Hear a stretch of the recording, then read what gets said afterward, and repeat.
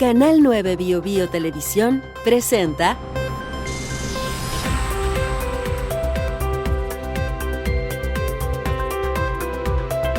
Lo que está en juego podcast.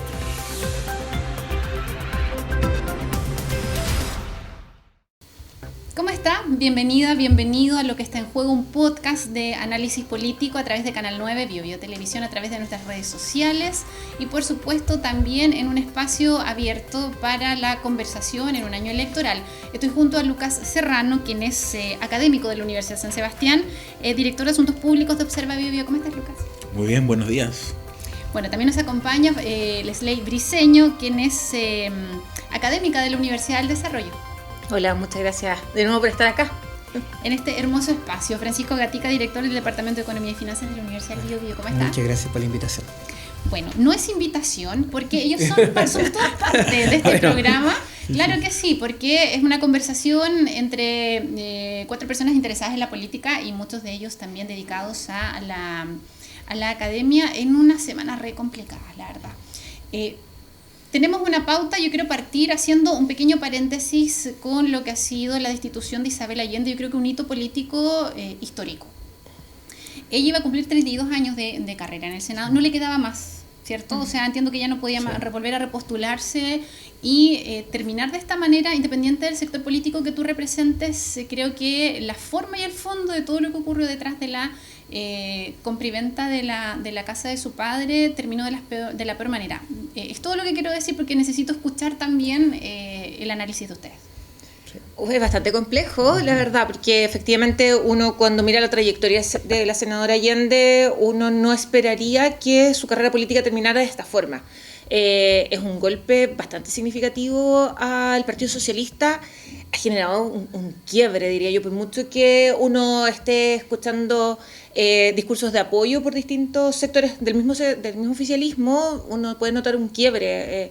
Uno escucha las declaraciones, por ejemplo, del senador Fidel Espinosa o de otros cercanos al Partido Socialista, donde directamente implican una falta de prolijidad y el amauterismo del Frente Amplio y queda de manifiesto además con lo que hemos conocido estos últimos días en relación a la declaración que hizo Francisca Moya en la comisión investigadora.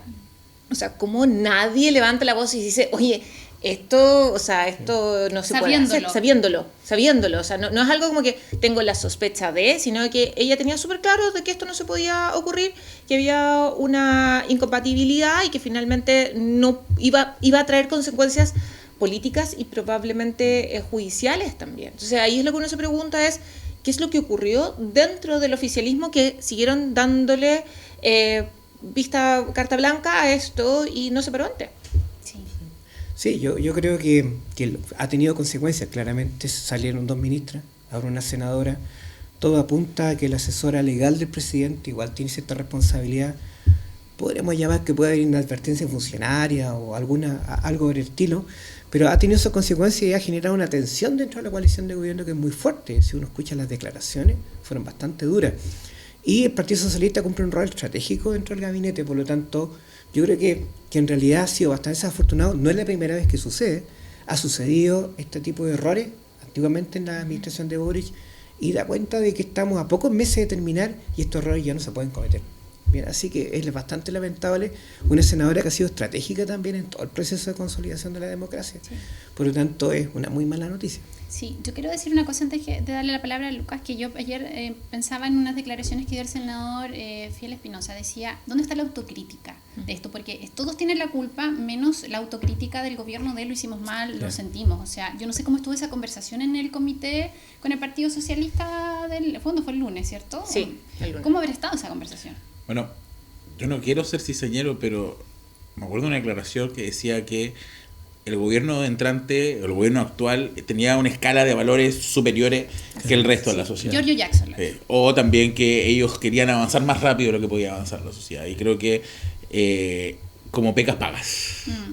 El Frente Amplio ha demostrado en esta pasada, como otros errores más, todo lo que pasó con el caso Monsalves, todo lo que pasó con Democracia Viva, que son desprolijos al momento de hacer gestión. Sí. Y acá la verdad es que no hay que ser un genio legal ni leguleyo para entender que esto estaba mal. Sí. O sea, tenías a Maya Fernández dentro del Ministerio de Defensa y era dentro de las personas a que les ibas a comprar la casa. Entonces, por más allá del gesto político que se le quería hacer a la figura de Salvador Allende, que también es una figura que no creo que haya necesitado tan gesto político, vemos acá también la contradicción del costo también del Partido Socialista. Claro. O sea, yo me acuerdo cuando partió este ciclo político que dejaron fuera de las primarias al Partido Socialista por el PPD, y hoy día es uno de los pilares, la Carolina Toá del gobierno, y alguien dijo, no se humilla el partido de Salvador Allende de esta manera. Y que ahora es ministro del Interior. Claro, que hoy día es ministro del Interior. Entonces, el Frente Amplio ha picado de soberbio constantemente, y a costa de arreglar eso, uno de los más trasquilados ha sido el Partido Socialista. Hoy día la senadora Allende pierde su cargo precisamente por confiar en un grupo político en el cual ellos pusieron la expectativa y la renovación del progresismo nacional. Entonces, esto nuevamente hace más fácil la posibilidad, o más difícil la posibilidad que la izquierda mantenga el poder en este momento, porque son este tipo de errores que también al chileno común le arde cuando dice. Sí, yo quiero apuntar una cosa, que no olvidemos que el Partido Socialista, a través de Álvaro Elizalde, fue el primero que, en tanto finalizó la primera vuelta presidencial, apoyó a Gabriel Boric sin preguntarle absolutamente a nadie. Y ¿cómo se le está pagando ese gesto al Partido Socialista? Y no es el primer problema que tiene el Partido Socialista. Pero incluso lo hizo antes que Yana Proboste reconociera la derrota. Estábamos en vivo nosotros. Estábamos en vivo, y yo estaba sorprendido porque Álvaro Elizalde ni siquiera esperó. Por este mismo canal. Y se sumó rápidamente al carro de la victoria. Ha sido un partido muy leal con el gobierno. Ahora, claro, es una chambonada, yo creo, de tamaño mayor. Lo que sucede es que habitualmente los gobiernos tienen dos fases de riesgo, por así decirlo. Cuando asume un gobierno, tú tienes el riesgo de personas que tienen el poder y abusan de ese poder, ¿sí? Al principio. Y luego al final, lo que suele suceder es la necesidad de sobrevivencia política, ¿vale? Ocupar el aparato del Estado para hacer campaña. Entonces, esto es como a destiempo, en estricto rigor, porque es una chambonada que no va ni a la una ni a la segunda. Bien. Ahora, lo normal es que tengamos muchos titulares de prensa hablando de cómo se está usando el cargo, cómo se está usando el aparato del Estado para hacer campaña. Eso es lo habitual. Claro. Entonces no tiene lógica lo que acabamos de ver. No, y además también algo que también mencionaba Lucas, es cómo esto demuestra no solamente la falta de prolijidad, sino que además también uno puso, un grupo de personas pusieron expectativas en esta nueva generación de políticos, que su mayor experiencia era ser dirigentes universitarios.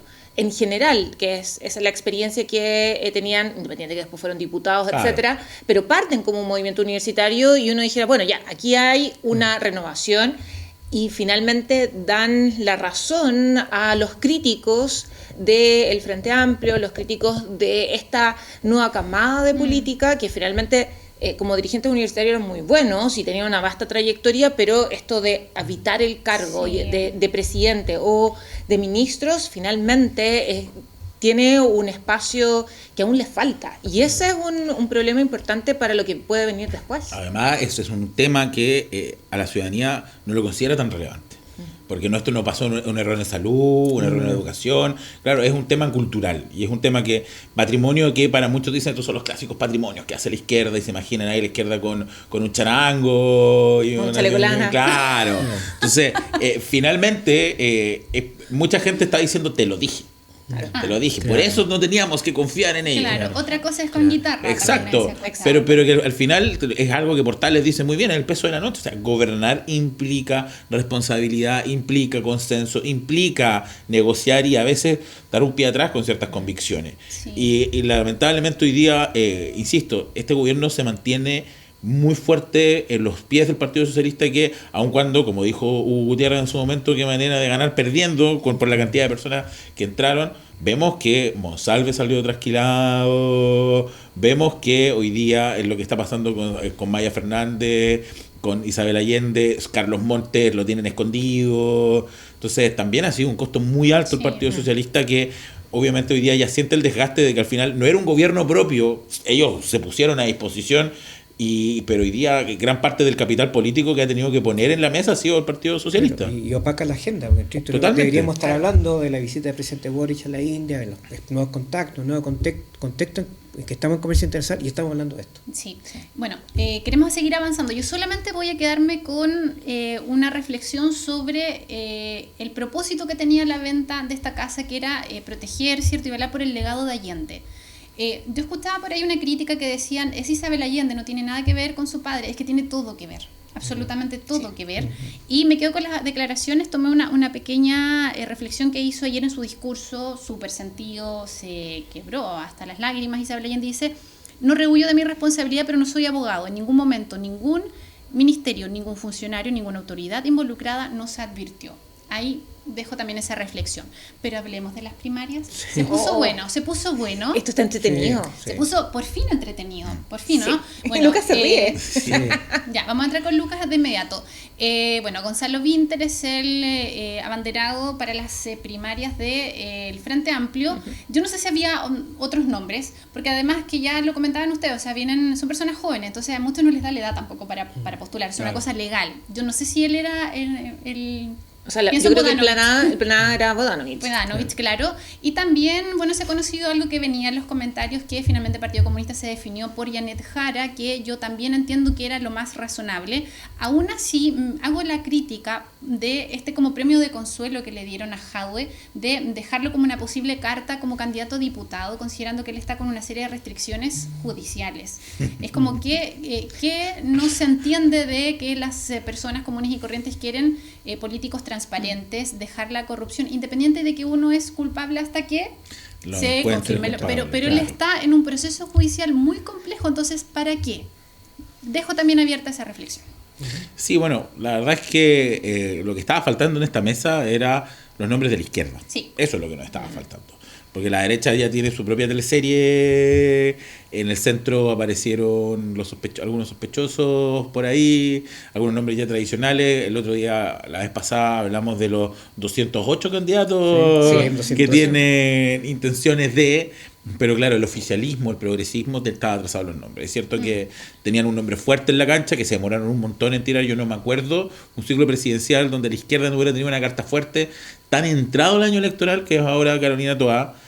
Y los otros dos nombres yo creo que están un poquito ahí para ver qué pasa, pero vienen con el desgaste porque son muchos más cercanos incluso a la idea fundacional del gobierno que Carolina Toá. Carolina Toá está mucho más cercana quizás por la gestión, por los cargos que ostentó, etcétera. Pero obviamente parece ser que más que tenían que lanzar un nombre, que son nombres que vayan a romper el escenario político, yo creo que ambos dos están un poquito apuntando en la idea de mostrarse y ser parte del proceso presidencial, más que van con una opción clara de competir.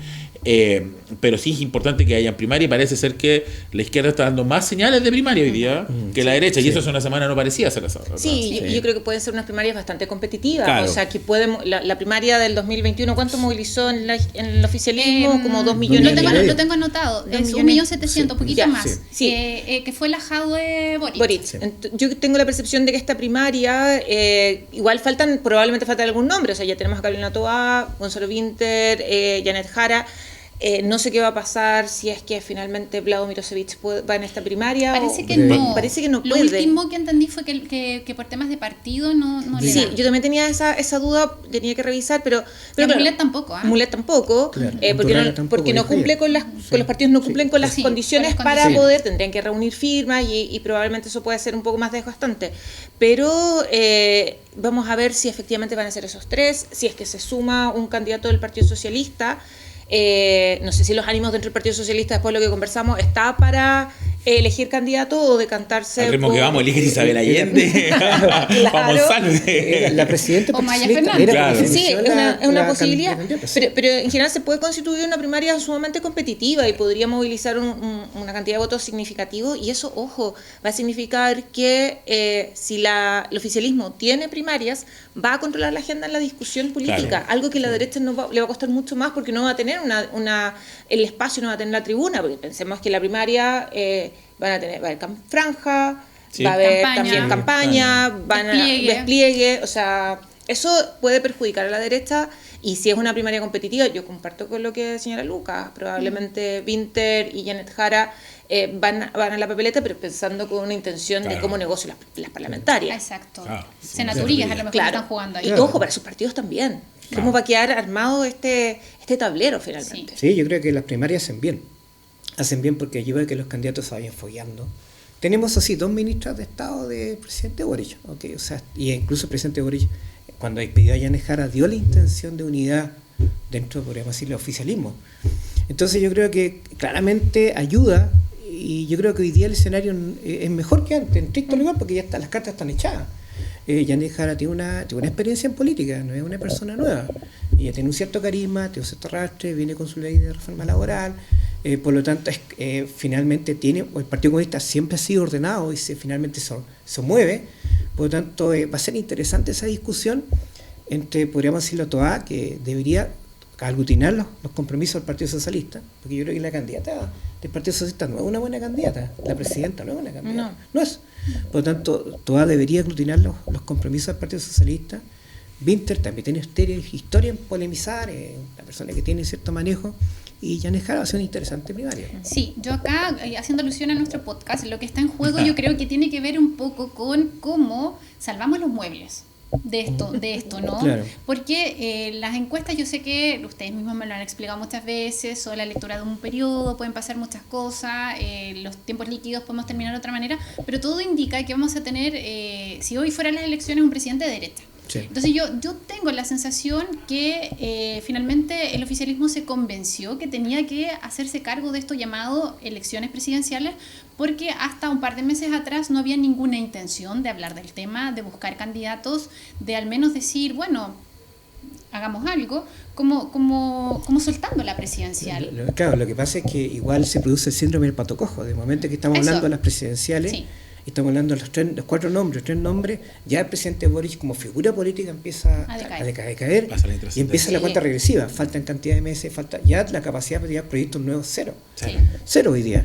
Por lo tanto, se quería evitar este síndrome del pato cojo, lo cual es inevitable. Se adelantó bastante la discusión. Claro. Por lo tanto, yo creo que eso fue un tema. Pero la que hay que evitar es la profecía autocumplida. La derecha tampoco tiene, porque esto es muy cambiante. Yo creo que ya Kaiser ha dado señales de querer bajarse, esa es la impresión. Si uno mira su discurso, yo creo que hay una cierta predisposición a bajarse mucho más que Kass. Bien, yo creo que Kass va a estar hasta el final y Matei también. ¿Podríamos grabar esto, hacer un reel de esto? Yo tengo la impresión de que se va a bajar. Sí, que yo creo que con todo esto que había señalado de cómo podía condicionar el apoyo a Matei. Claro, yo creo que esas son señales, son guiños de ojo para un eventual escenario en segunda vuelta. Entonces, yo creo que a la larga vamos a tener una primaria que va a dar como candidata a Toá, ex ante, con un oficialismo que va a estar cerca de ese 30, un poquito más por ciento, y una alianza, una derecha con un Kass y finalmente una Matei. Sí, es que yo creo que aquí tenemos 2 escenarios muy distintos para cada conglomerado, dejando de lado cualquier sorpresa que pueda aparecer al centro, etcétera, que es una derecha que se sabe en posición relativamente ventajosa, pero que no está haciendo mucho para ganar. Una frase que por ahí alguna vez escuché, que la derecha gana a pesar de la derecha. La derecha lo hace súper bien para boicotearse el piso. Claro, y en este momento, teniendo una mano favorable, o teniendo el tablero para hacer alusión al podcast de manera favorable, vemos que no son capaces de dejar los egos atrás y armar por lo menos una primaria competitiva, porque en estos momentos, si Kast o Kaiser quieren llegar a primera vuelta, ¿a quién ponemos a competir con él y Matei? ¿Levantamos un Carter, o salimos a levantar alguna figura de Bópoli ahí inventando? En cambio, más allá de que es cierto que la izquierda entró tarde, y además yo creo que lo vimos acá en la región de la elección de gobernador, se restaron totalmente el oficialismo y trataron de ver qué podía hacer Navarro solo. Ese poco interés electoral hoy día hay un cambio de foco. Yo creo que también el Partido Socialista no tiene un candidato hoy día para presentarse, pero va a querer entrar en la conversación porque tiene que marcar el punto de que es el Partido Socialista y aquí está. Siendo que yo creo que tranquilamente Carolina Toa debiese ser candidata de ambos dos, pero sí arman un escenario más entretenido para una primaria, para una discusión de ideas, para incluso podrían aprovechar la oportunidad para hacer el harakiri al frente del país y hacer una conversación a vísceras abiertas con respecto a lo que fue ese gobierno y cómo proyectan el progresismo para lo que viene, porque es un momento muy malo para el progresismo. Sí. Perdió la posibilidad constituyente, o sea, uno sabe que constantemente el progresismo que busca cambiar las condiciones, tuvo la ventana de oportunidades histórica para cambiar las condiciones, se le fue por el tacho a la basura.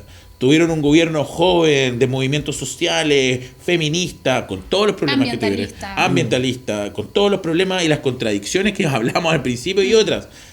Y tienen la posibilidad de hacer ese análisis en un proceso de primaria. Sí. La derecha hoy día no está teniendo eso. Y quién va a llegar como carta fuerte de Evelyn Matei parece ser que está muy cuidada frente a un proceso de conversación, porque tampoco sabe muy bien que si habla puede a lo mejor que enoje y le haga más la campaña a los más conservadores que van a su derecha. Claro, o sea, Evelyn Matei está siendo súper cuidadosa en todo lo que dice, porque sabe que cualquier situación que ella diga, comente o cómo lo comente puede repercutir en los que son más cercanos a ella, porque es ahí, claro, está mejor posicionada, como señalaba Francisco y Lucas, está mejor posicionada, pero no significa que tiene la carrera ganada, porque resulta de que en el momento que se enemiste con republicanos o con los nacional libertarios, ojo, alguien que todavía no hablamos mucho son los socialcristianos, ¿qué es lo que van a hacer? Si es que efectivamente van a llevar candidato o no a la presidencial, si están pensando en la primaria, eso todavía no tenemos tan claro qué es lo que va a pasar con ese partido.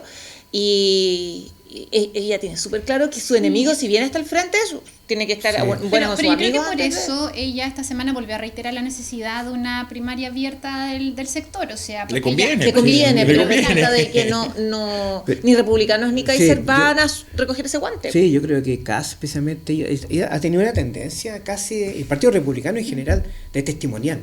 Ellos no van a ir a primaria, y no hemos visto incluso en la pero no será tiempo que el Partido Republicano dé el segundo paso. O sea, tuvieron también, como en su momento el progresismo tuvo en sus manos un proceso constituyente, el republicano igual lo dio. O sea, ya es un partido joven, más tirado ya para adultos.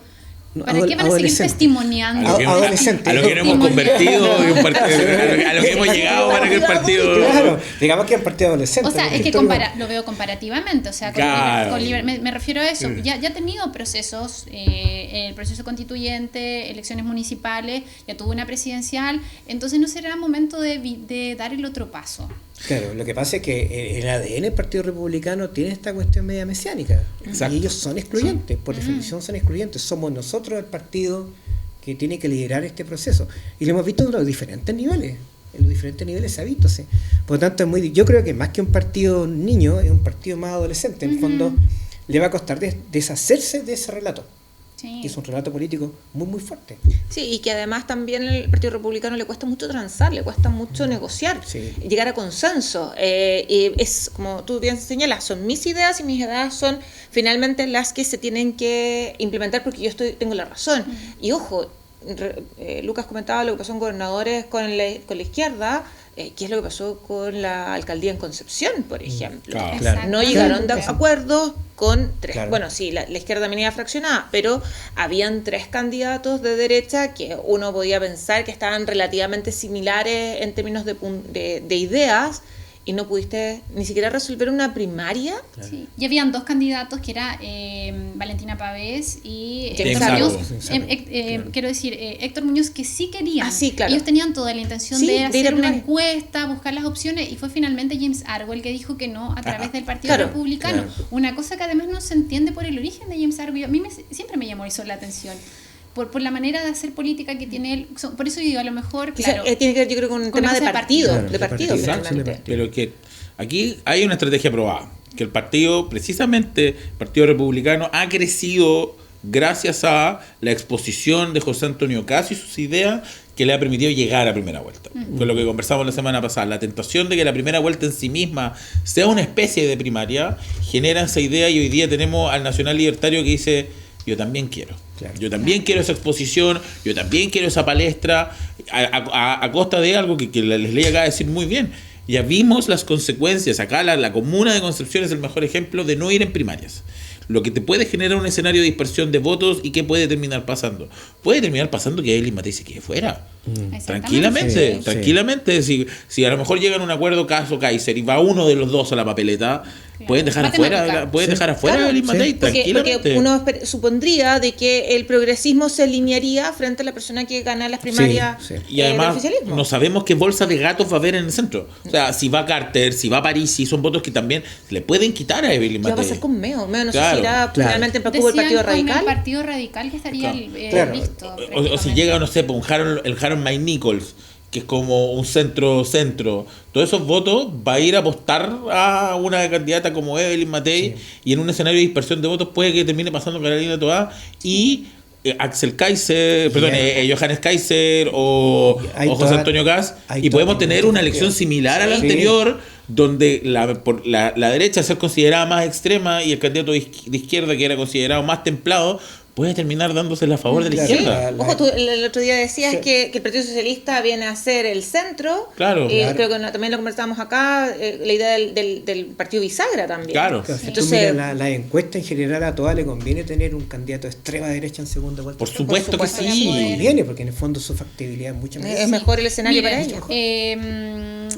Yo sé que podemos seguir hablando todo el programa de esto, pero siento que tenemos que hacer un espacio para algo que no está pasando en Chile, pero probablemente tenga profundas repercusiones, que es lo que sí está en juego. Yo diría que está en juego el orden mundial. Se habla de una guerra comercial a raíz de los aranceles anunciados por Donald Trump la semana pasada, 10% para Chile, que uno dice es poquito en comparación con lo que pasó con China, pero tiene profundas repercusiones para nuestro país. Hemos conocido que hoy comenzaba ese proceso y han habido respuestas de la Unión Europea, respuestas de China, está colocando unos aranceles brutales también como la respuesta. Y siento que todavía no estamos siendo lo suficientemente conscientes de cómo estamos habitando en esta fecha, ¿cierto? De abril de 2025 este mundo. Yo quiero dirigir esta pregunta directamente a Francisco Gatica, que es nuestro economista, Wow. para que nos explique algunas cosas también. Ya, muy bien. Claro, lo que sucedió fue la semana pasada, fue que el presidente Trump anunció un conjunto de aranceles diferenciados Sí. con un piso del 10%. Aquí hay que aclarar, a Chile se le aplicó el piso, al igual que Argentina, igual que A la que Argentina Inglaterra, de Milei. y que la Inglaterra, que por así decirlo está en un marco. Por lo tanto, pero sí este impuesto grava mucho más a países como China y en la Unión Europea. Entonces, ¿qué es lo que está detrás de la medida? Lo que está detrás de la medida es que yo, por un lado, soluciono mi problema de déficit comercial con algunos países, con China y con la Unión Europea, pero además, mediante una cosa que es muy de hace mucho tiempo, subo los aranceles para desarrollar la industria local. Por lo tanto, el presidente Trump lo que está haciendo finalmente es que los productos extranjeros ingresan más caros a Estados Unidos. Claro. Eso va a provocar probablemente un mayor proceso de encarecimiento del costo de la vida en Estados Unidos, ¿cierto? Y cada país está analizando con lupa, porque esto no es tan así claro, cómo se van a comportar sus productos clave. En el caso chileno, el cobre y la madera no sufrieron gravámenes mayores en esta pasada, pero en algún tiempo más puede que tenga un mayor arancel. Entonces, cada país está analizando cómo se comporta su producto dentro del contexto mundial, mirando al tablero ajedrez, Claro. ¿cierto? Y además está negociando con Estados Unidos posibles rebajas a esos aranceles. Bien, algo ha dicho el presidente norteamericano, Sí. que es como lo más... ¿Cuál es el riesgo que puede suceder? El riesgo que puede suceder es que entre toda esta guerra entre China y Estados Unidos y la Unión Europea, que también ha reaccionado, se enfríe el comercio internacional, y al enfriarse el comercio internacional nosotros vendamos menos materias primas, que es lo que hacemos, Sí, claro. cobre y otro tipo de materias primas, tengamos menos remesas de exportación y el dólar suba. El dólar ya subió ya. El domingo estaba en 940 y ahora está en 1.000 pesos. Eso indirectamente va a afectar también el costo de la vida de los chilenos. Entonces estamos en un contexto complejo desde el punto de vista de la economía porque hay mucha incertidumbre. Y hoy día el gobierno armó una mesa, hace una semana armó una mesa de trabajo con los productores agrícolas, está armando otra mesa de trabajo con los minerales, para ver cómo se puede en este nuevo contexto instalar mejor los productos. Y además que el presidente ha instalado una agenda de aperturas con otros países, la India y otros países. Por lo tanto, tenemos una situación de mucha incertidumbre. Aquí lo contradictorio es que el presidente Trump de repente da declaraciones, y aquí él maneja mal la política interna, porque finalmente da declaraciones como, mira, ¿sabes qué? he conversado y la manera de bajar los aranceles en China es mediante transando con ciertas empresas, por ejemplo, ciertas localizaciones. O de repente amenaza con que va a subir más los aranceles. Claro. Sí. O de repente te dice, ¿sabes qué? Tengo a todos los demás países detrás mío. La declaración fue más dura. Sí. Sí. Entonces, al parecer... No lo vamos a decir, no lo no vamos a te decir, googleelo. entonces, Sí. Pero al algo le parecer- besaban. Algo le estaban besando. Algo le estaban besando. Entonces, al parecer hay una suerte de pragmatismo que va a derivar en que los países negocien de manera individual con la administración Trump, cediendo ciertos puntos que son de control estratégico o político. ¿Sí? Entonces viene una etapa compleja porque a los mercados que son de por sí asustadizos no les gusta esto. ¿Sí? Ahora, ¿se acuerdan cuando hace un tiempo atrás decían que los chinos iban a dominar el mundo? Sí. Yo creo que este es el momento donde ya entran de lleno. O sea, nosotros lo vimos con el efecto del TPP-11. Más allá de si nos gusta o no el TPP-11, cuando Estados Unidos, que había sido el fundador y el creador del TPP-11, la administración Obama, para precisamente ponerle un contrafuego al mercado gigante chino, y Estados Unidos en la administración Trump 1 se va, los chinos son los primeros en decir, pero bueno, si Estados Unidos no está en la mesa, vengan con nosotros. Claro. O sea, y China hoy día está preparada para esta guerra comercial. sí, está preparada. Y además, a nosotros como Chile, lo hemos conversado un par de veces fuera de cámara, ya no tenemos, obviamente la tecnología y hay un montón de productos que usamos para comunicarnos, etcétera, pero nosotros muchos estamos mirando el mercado asiático. Sí, Sí. sí.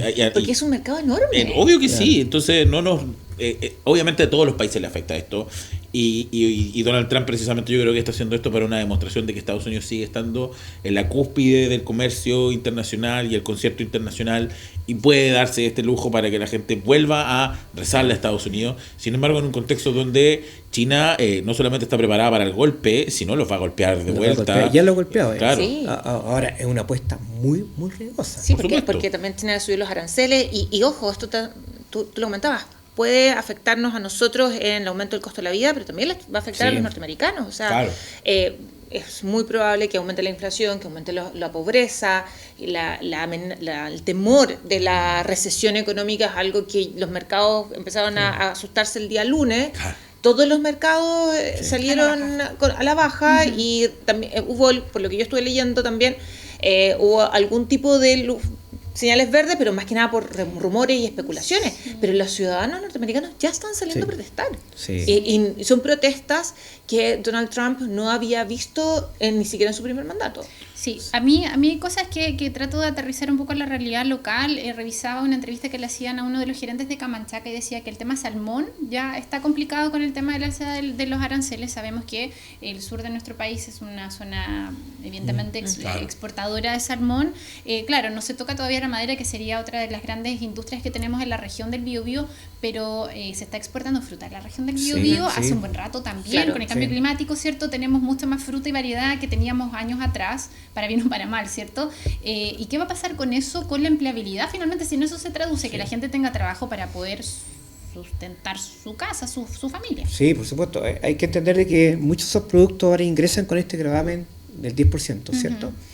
Pero también el mercado norteamericano es tan grande que ellos no tienen producción interna Claro. como para Claro. poder satisfacer la demanda. Se van a tener que entrar igual. Entonces van a tener que entrar igual. Entonces la duda es, ¿cuánto en promedio va a bajar el consumo de una familia norteamericana de salmón o de vino chileno o de fruta, ¿cierto? Frente al nuevo precio que ellos tienen que pagar. Sí, pero además también en ese ámbito uno se pregunta, bueno, Donald Trump, ¿qué es lo que dijo? Dijo, vengan, porque el objetivo también Sí. es que vayan los productores a producir a Estados Unidos, que no sé qué quiere, que Chile vaya a embotellar el vino a Estados Unidos, que se lleve las semillas de las papas, de las manzanas, no sé. Porque Sí. O tierra también. Claro, Claro. claro, porque finalmente es eso, o sea... Lo que pasa es que Estados Unidos, recuerda que en este contexto de globalización instaló muchas plantas en otros países. Exacto. Cierto. Norte México, el mismo iPhone tiene producción de componentes chinos. Entonces hubo un proceso en la década de la globalización donde Estados Unidos, para abaratar costos, se instaló en otros países. Entonces ahora viene el requerimiento de Trump es vengan Vengan para nuevamente acá. a producir acá. Claro. Pero los costos no te cuadran. No, y además también No no te sé cuadran. si puedes producir, por ejemplo, el caso de nosotros que somos productores principales, o sea, de muchas cosas, pero en temas de materias primas, y estamos hablando de frutas, Sí. el clima no te da, No te da, o y sea, la no te da el capacidad. clima, no te da Es la que capacidad, no la te da oferta mucho- no reacciona con la misma Al velocidad. final, yo no quiero acá dar clases de nada, Pero profesor, lo escuchamos. Pero porque uno es un simple mortal, literalmente en el último escalafón del mundo, acá en el sur. Pero, Cayéndose, como dirían. claro, pero aquí pasa algo, y que lo vemos con un ejemplo jocoso de que dentro de los aranceles, le subieron los aranceles a una isla que solo vive pingüinos. Claro. Sí. Pobre pingüino. Entonces, y acá yo entiendo el punto. O sea, yo mandé empresas a Pakistán o fomenté que las empresas por costos competitivos se fueran a producir afuera. Entonces yo quiero que esas empresas vuelvan. Pero el estar pensando en el genérico y no en el específico, o sea, está mirando una acción de política sin las consecuencias, solamente por la pachotada le va a traer consecuencias. Porque ¿cómo vamos a llevar a nosotros los salmones o otras personas llevan el gas a envasarlo a Estados Unidos? No da. No da, pero como él está pensando en esas empresas o él está pensando en países como China o la Unión Europea, pagan todas las consecuencias. O sea, y incluso que hay un cambio de paradigma, y que lo veníamos viendo también con otro de los grandes perdedores de esta pasada, que es Javier Milei. Javier Milei, que llevaba besándole lo que Donald Trump decía que le estaban besando toda la administración. Claro. Y Javier Milei, que desde antes que Donald Trump fuera presidente ya estaba aplicando el beso, tiene los mismos aranceles que Chile, con Gabriel Boric, que no digamos que ha sido muy crítico de la administración Trump, pero bajo ningún caso ha sido un aliado, ni el lado. Y tenemos que tenemos que Milei, lo mismo. Pero Milei va para los 2 años y medio, Trump lleva 4 meses, y uno decía, si los gobiernos toman tiempo, no van a poder hacer cambios. No hubo luna de miel, ¿Qué es lo que nos pasa a nosotros en Chile cuando decían que Gabriel Boric no va a poder hacer los cambios que él dice, que el gobierno hay que bajar la expectativa? Hoy día los presidentes, sobre todo en esta pasada un poquito hacia una derecha conservadora o liberal, están haciendo cambios de rajatabla en muy poco tiempo, porque Trump nos lleva 4 meses. Pero ojo, sí, está gobernando con decretos, muchas Correcto. cosas. Sí. Pero no olvidar que Trump había tenido un intento de guerra comercial en el periodo Trump 1. Sí. No le fue muy bien. No le fue bien.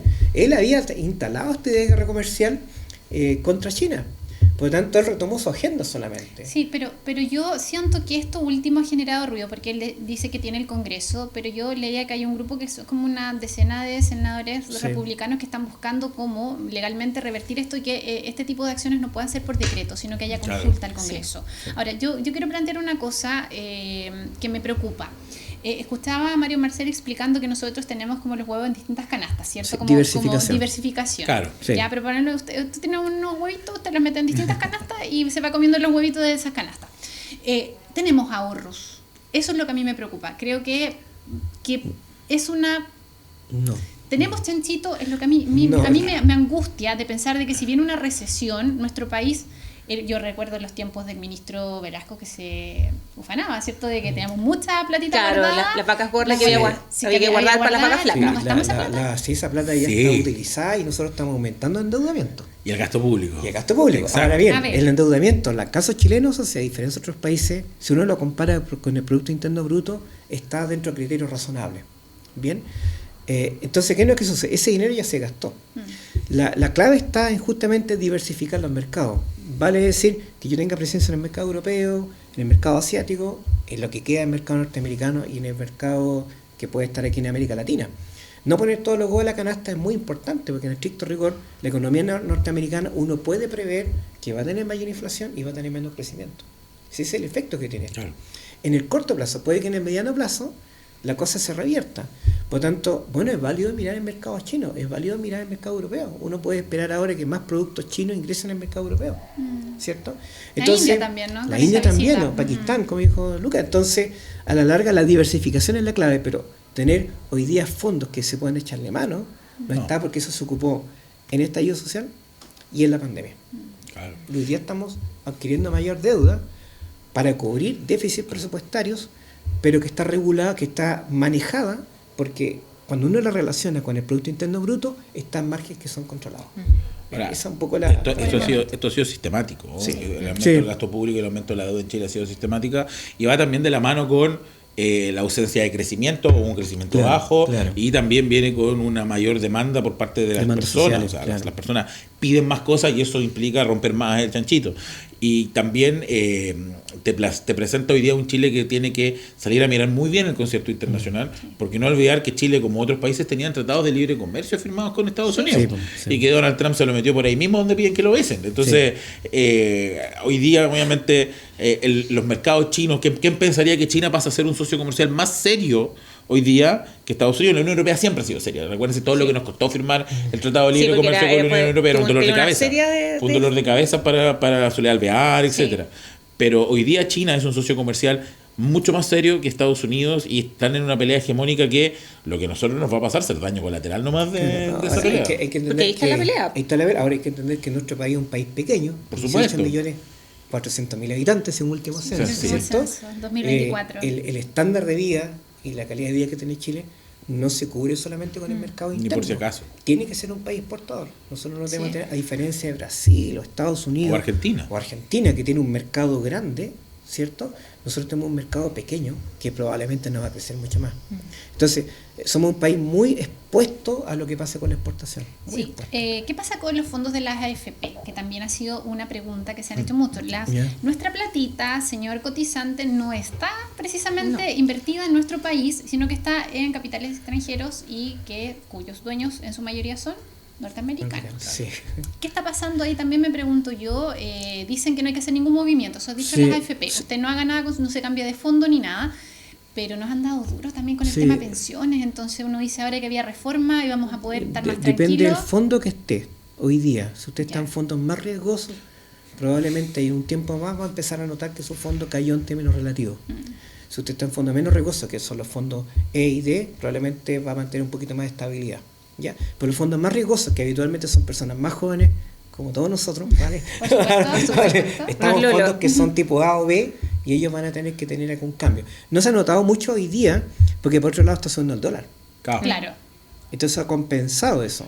Pero hay que ver cómo es la producción cómo se comporta a largo plazo. La recomendación es siempre ser cauto en el cambio de fondo. Si usted es mayor, vaya a ese fondo menos riesgo. Si es mucho más joven, vaya a ese fondo con más riesgo, porque el negocio es de largo plazo. Ahora en la nueva ley eso se acabó. Sí, po. Sí, Entonces, ahora, si tú eres Hasta ahora. joven, hasta ahora. Hasta ahora, Si siendo tú eres hoy día joven, te fuiste a los abril fondos de riesgosos. 2020. Pero y ahora, si tú claro, eres- porque ahora ya no hay multifondo. No, hay mucho Claro, fondo. Hasta ahora, siendo 2020, abril, vea Claro, porque qué generalmente fondo los fondos A y B están en fondos extranjeros. Los Fondos fondos extranjeros. Claro. Y que son más Entonces, volátiles. Claro. está. Claro, más Sí, barato. miren, nos queda poquito y yo quiero cerrar esta reflexión sobre cómo afrontamos nosotros como país esto a puertas de una presidencial.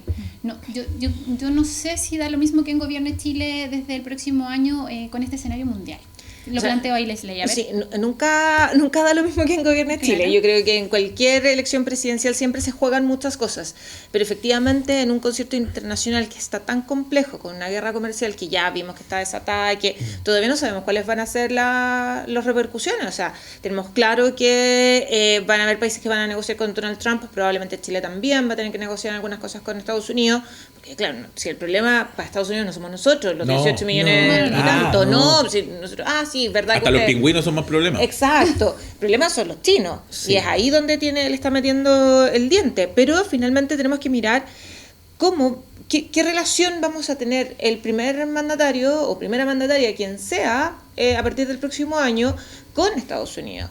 Y entonces, ojo, hace algunos meses atrás, cuando todavía no se estaban en campaña en Estados Unidos, había muchos políticos que decían, ese estilo me gusta ese estilo de Donald Trump, un poco abayazador, en la lógica del empresario, y que establecía sus propias reglas del juego. Ojo, no sabemos si ese liderazgo va a ser un liderazgo que hoy día, después de esto, vaya a ser tan conveniente seguir. ¿Por qué? Porque estamos mirando consecuencias concretas de qué es lo que pasa con las decisiones que está tomando. Estados Unidos probablemente siga con un ciclo de protesta significativo, como lo estamos viendo en los últimos días. No estoy diciendo que esto va a llevar a una lógica de lo que conocemos protesta en América Latina, pero quién sabe, no sabemos muy bien qué es lo que puede ocurrir. ¿Por qué? Porque si al norteamericano promedio que votó por Donald Trump porque era la opción para mejorar la situación económica, para terminar con el desempleo, para mejorar la calidad de vida, y eso no se traduce en un beneficio rápido, no sé si va a seguir con un apoyo significativo, que, ojo, el próximo año Donald Trump tiene elecciones parlamentarias. Claro. ¿Ya? Midterms. Ya no Sí, van a- pero Sí. ¿por qué lo digo? Porque eso también va a significar cómo las presidencias la presidencia de nuestro país, ojo, y todos los otros liderazgos políticos que vayan surgiendo, se van a enfrentar a Estados Unidos. Ojo, miren lo que está pasando con el nuevo primer ministro de Canadá. Sí. Es súper interesante cómo está manejando el discurso o sea, ya no somos los socios que éramos antes. Sí. Eso en resumidas cuentas dijo. Y Canadá también está mirando otras acciones y comparte una frontera bastante significativa. Entonces, ¿qué es lo que tenemos que esperar nosotros? Responder. Yo creo que Cierra Francisco. sí, es muy interesante, al igual que Canadá, el caso México. La presidenta Claudia Sheinbaum, ¿cierto? Exacto. Ha sido muy pragmática en este tipo de definiciones. Logró que algunos productos mexicanos no estén dentro de esta definición de aranceles, po. Porque negoció en el sentido de que también parte de los componentes, parte del ensamblaje de las empresas norteamericanas se hace en el norte de México. Entonces yo creo que vamos a entrar en una época también en comercio internacional de pragmatismo, de pragmatismo, de negociación, donde punto por punto, caso por caso. Bueno, se acabó lo que está en juego podcast. Estamos felices de compartir con ustedes esta conversación. Bueno, vimos hartas áreas y esta conversación sigue abierta. Muchas gracias, Francisco Gatica, el diseño Lucas Serrano y usted por su sintonía. Esperamos que nos escuche también en Spotify. Esto lo vamos a estrenar, por supuesto, en nuestro canal de YouTube, porque la idea es que también se eduque de lo que está pasando y atento también en este importantísimo año político. Que tenga una gran jornada. Hasta pronto. Canal 9 Bio Bio Televisión presentó